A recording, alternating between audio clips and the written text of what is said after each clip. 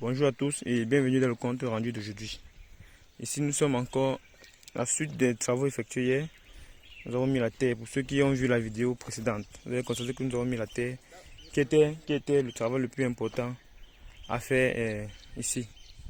Donc après avoir mis la terre, on a constaté maintenant que j'ai constaté qu'il fallait maintenant penser à protéger les plantes pour que comme les premiers plantes ont commencé à fleurir, il va falloir accélérer la floraison sur tout le reste. Donc si vous êtes dans la même condition, et regardez un peu ce que je fais aujourd'hui. Aujourd'hui je suis venu aussi avec un autre style d'engrais d'épandage. Donc j'ai fait un mixage.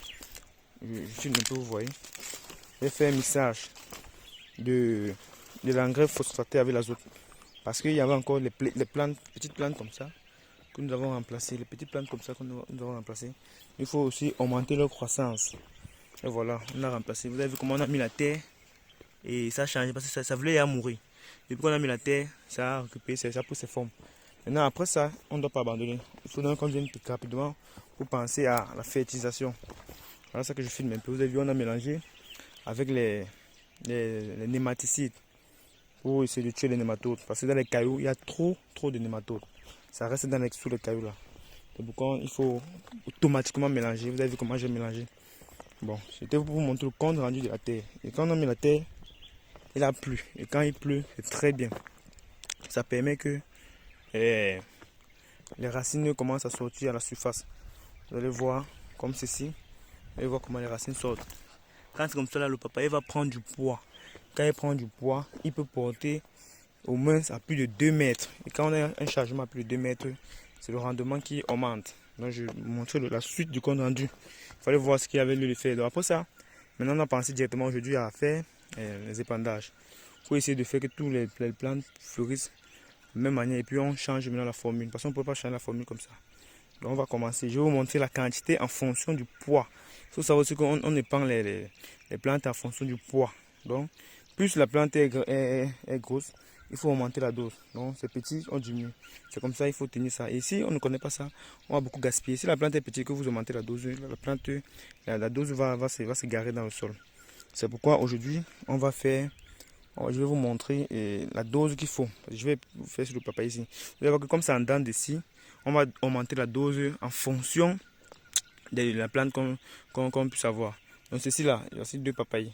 Ici là, je vais laisser les 2 papayes. C'est pourquoi? Parce que je suis dans les cailloux, je ne suis pas dans la terre. Quand on est dans les cailloux, le traitement est différent de la terre. Si on coupe comme cela, un papaye, et que l'autre meurt, on a perdu.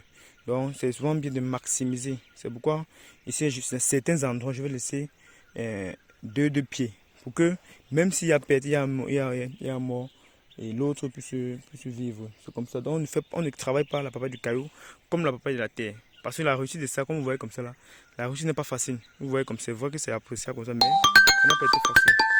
Donc il faut prendre ça en considération et éviter d'échouer le projet à la dernière minute. Et même au niveau des épandages.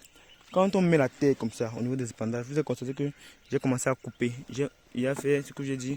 J'ai coupé. Ici, je ne fais pas le repiquage. Parce que si je fais le repiquage, je veux bouger les troncs des papayes et c'est pas bon. Je ne fais pas le repiquage. Ici, je coupe juste. Je laisse 2 d'abord. Bon, si à la longue, même s'il y a l'espace, si d'autres sont morts ailleurs, je peux laisser 2. S'il voit que c'est trop serré, et puis je diminue maintenant. Parce que les papayes du caillou sont très compliqués à réussir. Donc ici, là, maintenant, je vais vous montrer comment on épand un papaye de ce charisme là. Vous voyez, ça a 2 papayes.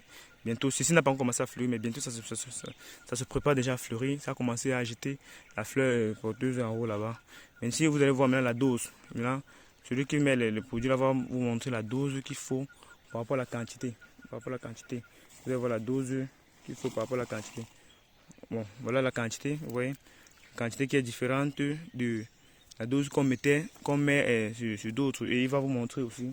Essayez de mettre un peu. Il va vous montrer comment on met. Parce qu'on met en fonction de la position. On ne doit pas mettre au-dessus de la terre. Si je mets au-dessus de la terre là comme ça, juste au-dessus à côté du tronc, le papaye va pourrir. Donc il va essayer de carter des papiers pour que ça doit être juste sur les cailloux.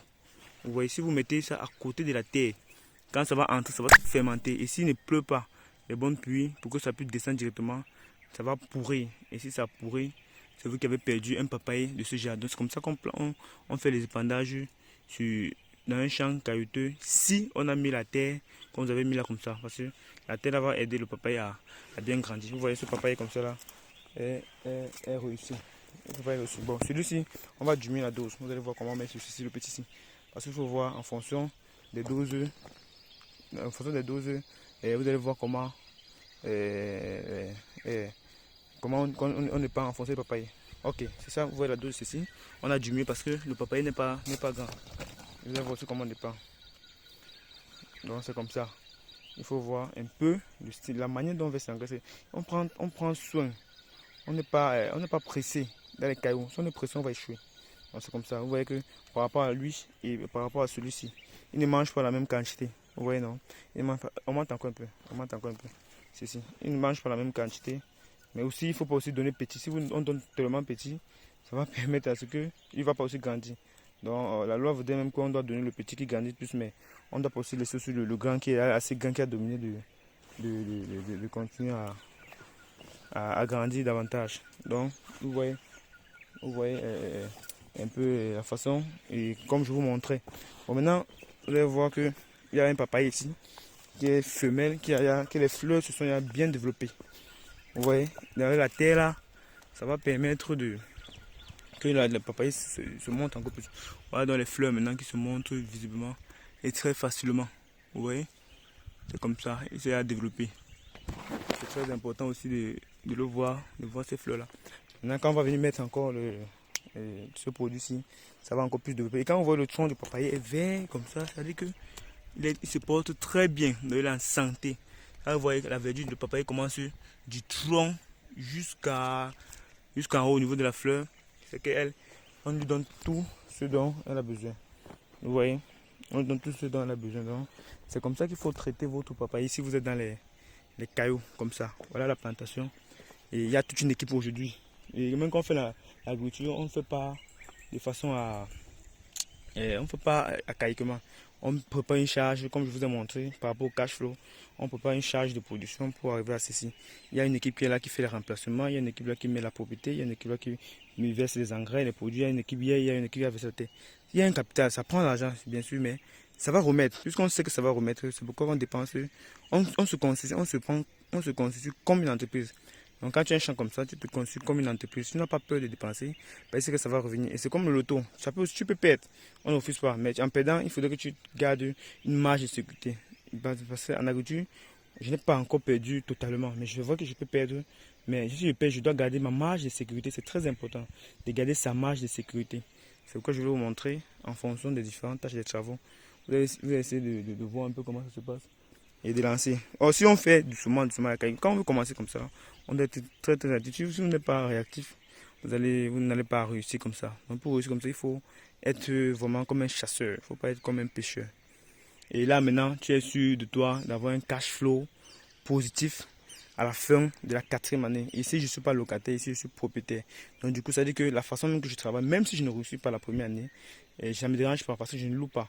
Mais alors que quand tu es locataire dans un site, de l'autre côté que je suis locataire, tu es obligé de réussir parce que tu dois payer la location chaque année.